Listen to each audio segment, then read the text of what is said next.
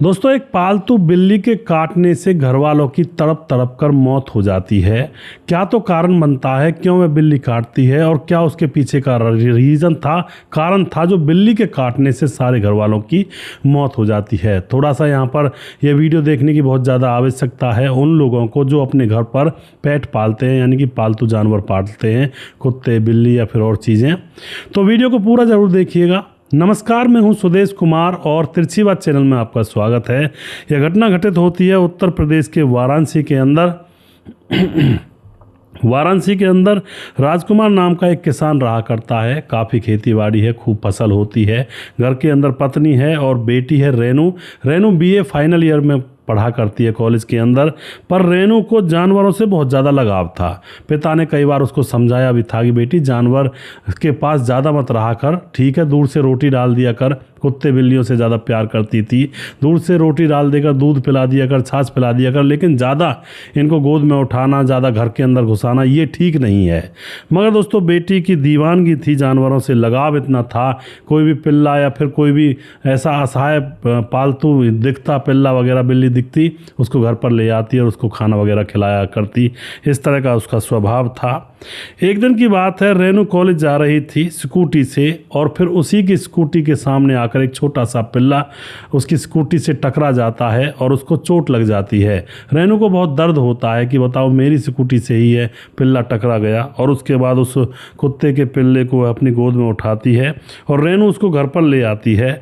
घर पर ला करके मलहम पट्टी और उसको दूध पिलाना, हल्दी डाल करके, और उसको डॉक्टर से टीका भी लगवा कर लाती है। मगर दोस्तों, वह पिल्ला बच नहीं पाता है। तो रेनू को बहुत ज़्यादा मतलब अपने ऊपर ये आता है कि मैंने उस पिल्ले की जान ले ली। इस तरह से रेनू उदास हो जाती है, उसको बहुत बुरा लगता है।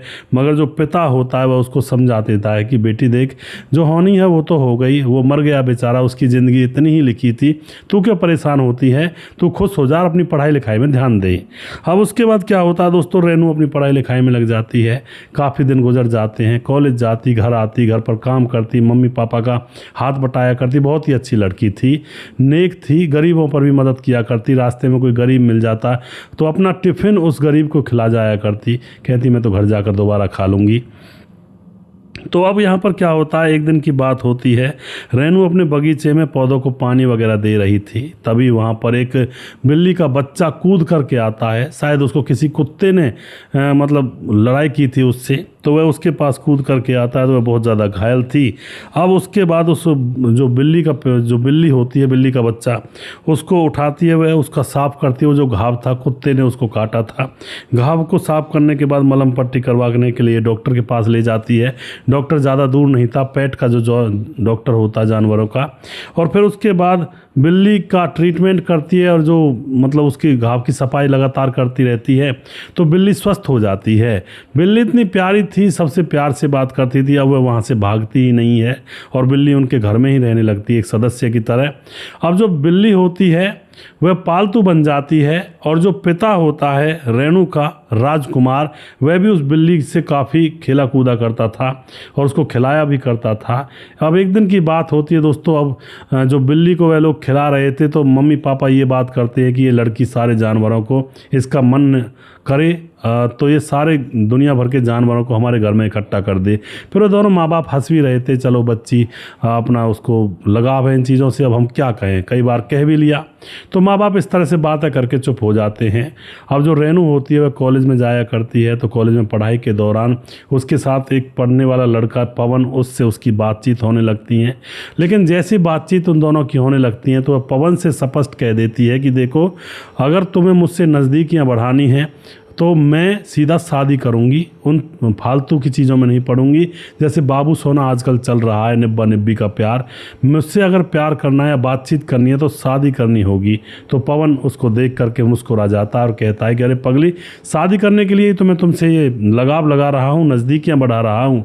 तो रेनू अब कहती है ठीक है, तो इस मामले को अब ज़्यादा आगे नहीं बढ़ाते हैं, मैं अपने पापा से बात करूँगी, और फिर अगर मेरा पापा राज़ी हो जाता है तो तुम्हारे पापा के पास भेजती हूँ। और उसके बाद दोस्तों इन दोनों के बीच में थोड़ा प्यार पनप गया था, लेकिन अभी भी शारीरिक संबंध नहीं बनाए थे रेनू ने।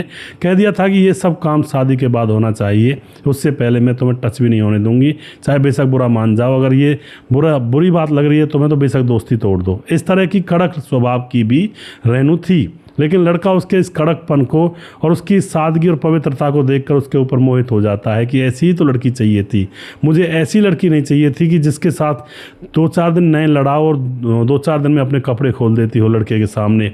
तो अब दोनों का गहरा प्यार था। उसके बाद जो लड़की होती है वह पवन को अपने घर पर भी ले आया करती, मम्मी पापा को बता दिया करती मेरा दोस्त है, मेरे साथ कॉलेज में पढ़ता है। माँ बाप को इतना विश्वास था रेनू के ऊपर कि ऐसा वैसा काम बिल्कुल नहीं करेगी, क्योंकि बचपन से माँ बाप देखते थे तो विश्वास हो जाता है बच्चे के ऊपर। अब पिता जो होता है उससे रेनू एकदम से बैठ करके एक दिन और बात करती है, कहती है कि पापा जो पवन है ना, हाँ ये मुझसे ये कहता है कि मैं तुमसे शादी करूंगा, और यह भी किसान है, हम भी किसान हैं, इनके पास भी खेती बाड़ी है और इनकी जो जाति है वो भी हमारे बराबर की है। अब बताओ आप क्या करोगे। अब तो लड़का जो पिता होता है अपनी बेटी के चेहरे को देखकर मुस्कुरा जाता है कि बताओ आज के ज़माने में भी ऐसी लड़कियां, वरना तो बहुत सारी लड़कियां इतने में मुंह काला करने लगती हैं और न जाने क्या क्या कर्मकांड कर देती हैं। उस लड़के ने थोड़ी सी इससे बात क्या की, डायरेक्ट मुझको आकर बता दिया। तो पिता खुश होता है, बेटी के सर पर हाथ रखता है और कहता है कि ठीक है, मुझे तुम पवन का घर का एड्रेस दो, उसके पिता से मिलूंगा जा कर के। तो पवन के पिता जिसका नाम होता है ईसम सिंह, अब जो रेनू का पिता होता है राजकुमार, वह तैयार होकर के अपनी बेटी के दोस्त पवन के पिता ईसम सिंह से मिलने के लिए उसके घर पर चला जाता है और वहां जाकर उससे बात करता है कि भाई साहब आपका लड़का मुझे पसंद है अपनी लड़की के लिए और हम रिश्ता करना चाहते हैं आपके लड़के से, और वो हमारी बेटी के साथ कॉलेज में पढ़ा भी करता है। तो यहाँ पर जो ईसम सिंह होता है पवन का बेटा, वह मतलब पवन का पिता, वह अपने बेटे के बारे में सोचता है कि शादी तो वही चौधरी साहब जब भी करनी है, और इसी बात को रेनू का पिता कहता है कि बेटी की शादी तो करनी ही है, तो फिर क्यों ना इसकी मर्जी से करवा दी जाए। और फिर रिश्ता पक्का हो जाता है। पक्का होने के बाद धूमधाम से शादी होती है, और जो पवन होता है उसके घर में सिर्फ उसका पिता ही था और कोई नहीं था, बाप बेटे थे। इधर रेनू से शादी होने के बाद उनके घर में अब एक और सदस्य बढ़ जाता है, खाना बनाने वाली उनके घर में आ जाती है। मगर दोस्तों जैसे शादी हुई थी और रेनू विदा हो रही थी तो वह अपनी बिल्ली को अपने साथ बिठा लेती है।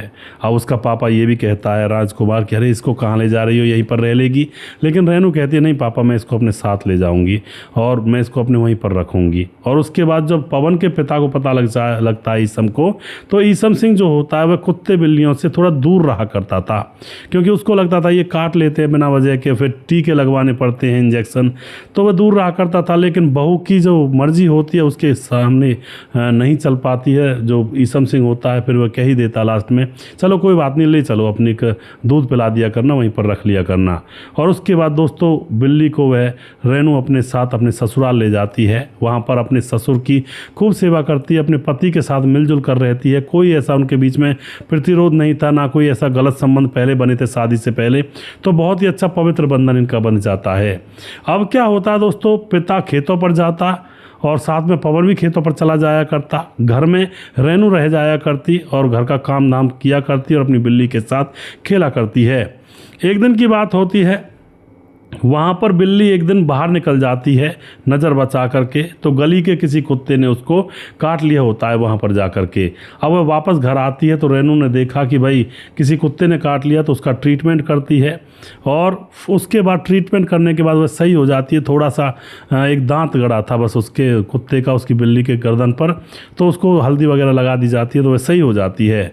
अब सही हो जाती है, फिर से कोई दिक्कत नहीं है। एक दिन की बात है, ससुर ईसम सिंह खेतों से घर पर आया था और ईसम सिंह खेतों से घर पर आता है तो आकर कहता है बच्चों रोटी लेकर आओ। तो उसके लिए खाना वाना बनाया जा रहा था, तो खाने की थाली ला करके ईसम सिंह ससुर के सामने रख दी जाती है।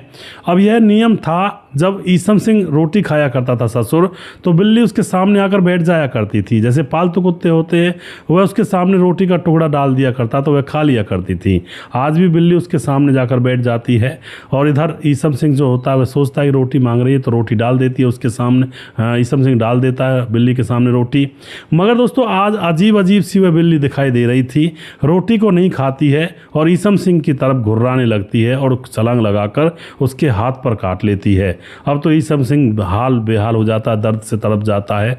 खाने की थाली बिखर जाती है क्योंकि उसके ऊपर छलांग लगाई थी।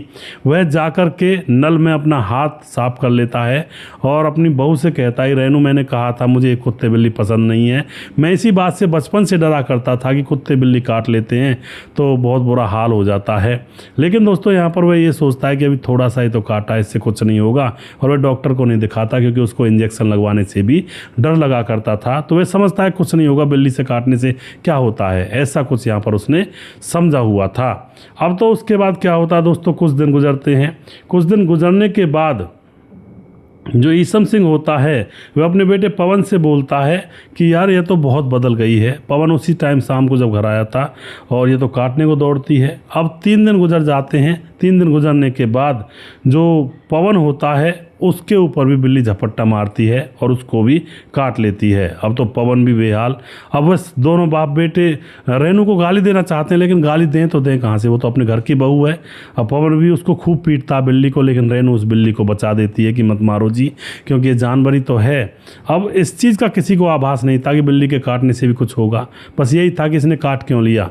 3 दिन गुजर जाते हैं। 3 दिन गुजरने के बाद जो पवन का पिता होता है, जिसका नाम होता है ईसम, वह कहता है कि बेटा गाड़ी को झाड़ पहुंच दो थोड़ा सा, और मेरे दोस्त की बेटी की शादी है, वहाँ पर जाकर कन्यादान करेंगे, खाना भी वहीं पर है, और रेनू के लिए खाना हम यहीं पर ले आएंगे। क्योंकि दोस्तों गांव में ऐसा होता है, नज़दीक अगर गांव में घर के आसपास शादी होती है तो घर की औरतें चली जाया करती है उस शादी में। लेकिन जैसे मान के चलो किसी का यार दोस्त दूसरे गाँव में है तो वहाँ पर बहू बेटियों को नहीं ले जाते हैं, बहू बेटियों के लिए खाना वगैरह ले आते हैं, या फिर बहू बेटियों से कह देते हैं कि तुम लोग यहीं पर खाना बना लो, हम वहाँ पर खा आएंगे।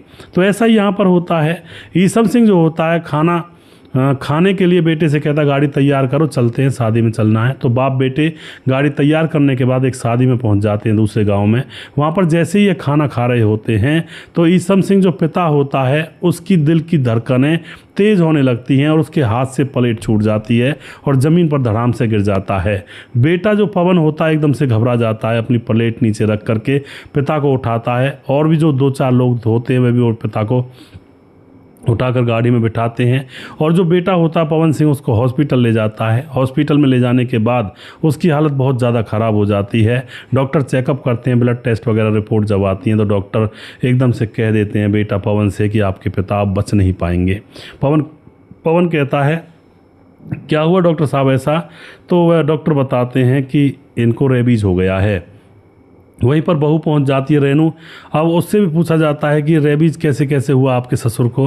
अब रेनू कहती है हमारे घर में तो कोई कुत्ता है भी नहीं। बेटा पवन भी कहता है कि हमारे घर में कोई कुत्ता है ही नहीं। और रेनू कहती है हमारे घर में सिर्फ एक बिल्ली है, उसने ज़रूर काटा था पिताजी को। और अब यहाँ पर डॉक्टर कहते हैं कि उसको काटा था तो बिल्ली को किसी कुत्ते ने काटा होगा। तो अब रेनू कहती है हाँ, कुछ दिन पहले किसी कुत्ते से लड़कर आई थी रास्ते में और मैंने उसको थोड़ा हल्दी वगैरह लगा दी थी, थोड़ा एक कीला गड़ाया था, दांत गड़ाया था कुत्ते ने। तो अब डॉक्टर समझ जाता है। डॉक्टर कहता है कि वो जो कुत्ता था उसके अंदर रेबीज था, वो पागल हो चुका था और उसने तुम्हारी बिल्ली को काटा तो उसके कीटाणु तुम्हारी बिल्ली के अंदर आ गए और फिर बिल्ली के अंदर रेबीज हो गया। तो बिल्ली ने जब आपके ससुर को काटा ईसम सिंह को, तो वह रेबीज के जो कीटाणु हैं आपके ससुर के शरीर में आ चुके हैं और उसकी वजह से अब इनकी मौत हो गई है। अगर टीके वगैरह लगा दिए जाते टाइम पर तो शायद ये रुक जाती जो रेबीज है। मगर दोस्तों अब पछताए होत क्या जब चिड़िया चुग गई खेत। जो पिता होता है ईसम सिंह तड़प तड़प कर मर जाता है। मरने के बाद दोस्तों अब उसकी अंतिम क्रिया की जाती है। बहुत रोना धोना होता परिवार के अंदर।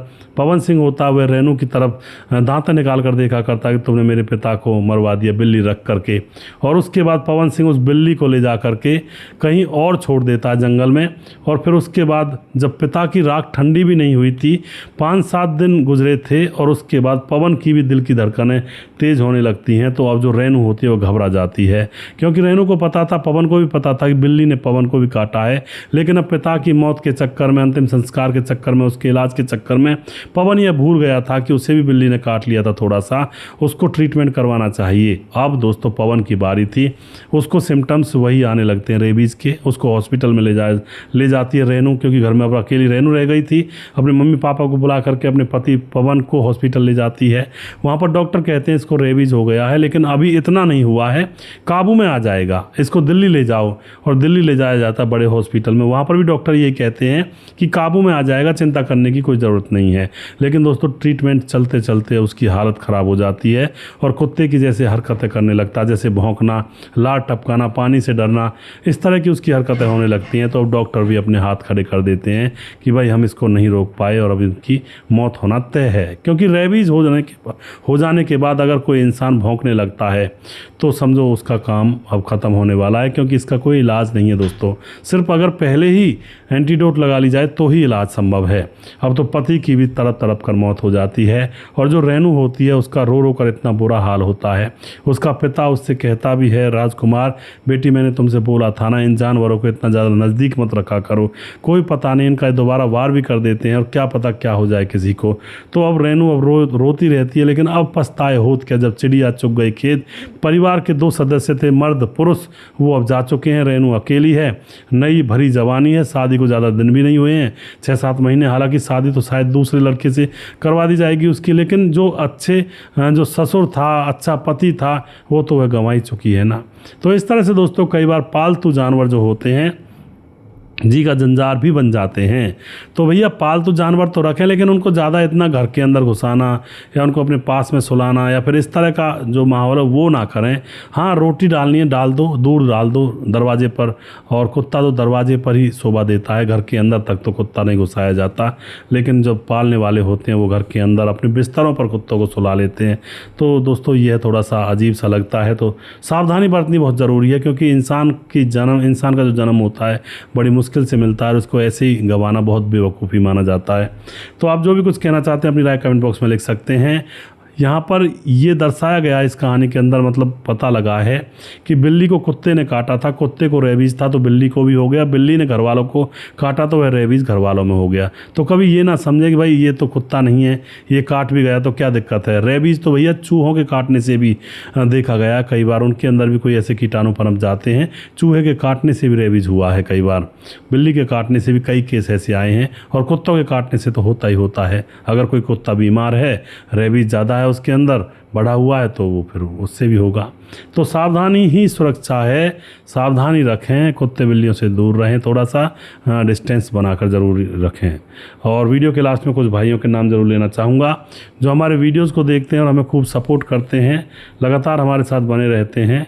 हमारे साथ हैं मुकेश कुमार यूपी 83 से लगातार कमेंट करते हैं। सुरजीत कुशवाहा कमेंट करते हैं, भाई जी अब आप ठीक रहते हो या फिर अभी भी दवा खानी पड़ती है। सुरजीत कुशवाहा यूपी 76 पाचाल घाट फर्रुखाबाद। सुरजीत कुशवाहा जी अब मैं दवाई बिल्कुल मेरी नहीं चल रही है, अब जो दर्द था हाथ में बिल्कुल ठीक हो गया भाई, और हाथ गया तो है लेकिन उसके बाद अब ठीक हूँ मैं। कुल मिला करके वो दर्द नहीं रहता है जो पहले रहा करता था, रात दिन सुबह शाम दिन दोपहर हर समय दर्द ही दर्द रहता था। वो ब्रांड की दिन में 5-5 गोली खाना और वो ब्रांड के इंजेक्शन लगवा लेना तब भी दर्द बंद नहीं होता था। साथ में हरे पत्ते की गोली कहते हैं ना हरियाणा में, डिक्लोफिनेक, डाइक्लोविन प्लस नाम से आती है, बहुत हैवी होती है।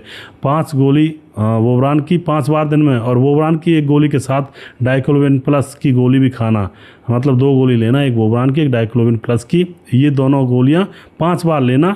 और जब भी दर्द बंद नहीं होता था तो फिर वो ब्रांड का इंजेक्शन लगवाना पड़ता था, तब जाकर दर्द बंद होता था। लेकिन अब फ़िलहाल मैं बिल्कुल ठीक हूँ, हाथ तो गया है लेकिन बीमारी भी साथ में चली गई। बहुत बुरे दिन थे वो 3 साल अब से पिछले। और उसके बाद हमारे साथ भरत तिवारी जी कमेंट करते हैं, नमस्ते भाई साहब जी, भरत तिवारी मुंबई से, पंडित जी को ही चूना लगा दिया, चंदन भी लग गया। ठीक है जी, बिल्कुल सही कह रहे हैं आप। सिब्बू शेख कमेंट करते हैं, सब्बू शेख जिला आजमगढ़ से कमेंट करते हैं, सपना दुख भरी दास्तां किसी को लेना है तो ज़रूर, ये मतलब दूसरी तरह की आईडी है। हाँ सपना जी, आप थोड़ा सा इन चीज़ों को यहाँ पर ना करें। और सुजीत कुमार कमेंट करते हैं, नमस्कार गुरुजी, राधे राधे, कैसी हो आप? मैं बिल्कुल ठीक हूँ।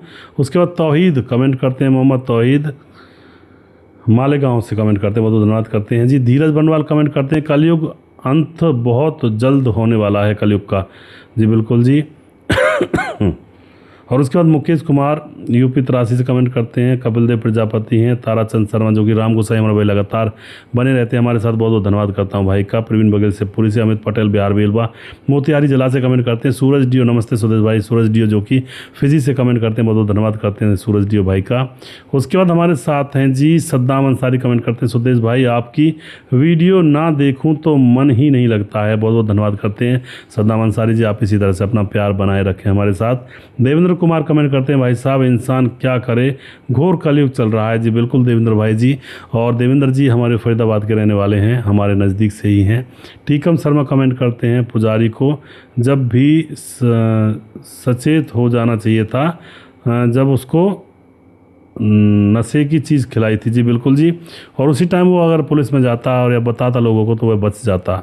उसके बाद रजत सैनी कमेंट करते हैं। उसके बाद मुनमुन श्रीवास्तव जी लगातार हमारे साथ बने रहते हैं, बहुत बहुत धन्यवाद करता हूँ मुनमुन श्रीवास्तव जी आपका, और अपना आशीर्वाद हमें लगातार देते रहते हैं। और कुछ भाई और हैं हमारे, उनके भी नाम मैं यहाँ पर ले लेता हूँ। और हमारे साथ हैं वनराज नामदेव कोहली, लगातार कमेंट करते हैं। नीतीश पासवान बोध गोगरेडी झारखंड से हैं। दयाशंकर सिंह राजपूत ठाकुर यूपी 43 गोंडा से हैं। रामलाल कुशवाहा जिला विदिशा पूर्णिया बिहार से। रवि प्रकाश कमेंट करते हैं शौकत अली दिल्ली से। कालीचरण उड़ीसा से, फिलहाल गोवा में रहते हैं। प्रवीण चौधरी राजस्थान से पर बेंगलुरु में रहते हैं। सैफुल मलिक कमेंट करते हैं। राम थापा कमेंट करते हैं। राम बहादुर सिंह रायगढ़ छत्तीसगढ़ से। बुराईदास झारखंड से कमेंट करते हैं। और उसके बाद खेमराज गुज्जर चिट्टी जीबी नगर यूपी 16 से हैं। श्यामलाल चौधरी नौका बीकानेर से राजस्थान से। राम मोहम्मद यासीन लाहौर पाकिस्तान से। राधेश्याम शर्मा सिरसी जयपुर राजस्थान से। राजकिशोर चौरसिया महाबलेश्वर महाराष्ट्र से। छगनदास खारडाबाद राजस्थान से। दुर्योधन भाई लगातार कमेंट करते हैं। और सुशील चौधरी हमारे लगातार कमेंट करते हैं। अभी भी जिस भाई का नाम रह गया हो उस भाई का नाम अगले वीडियो में ज़रूर लूँगा। अगला वीडियो बहुत जल्दी फिर से लेकर आऊँगा। तब तक आप खुश रहें, सावधान रहें। जय हिंद, जय भारत।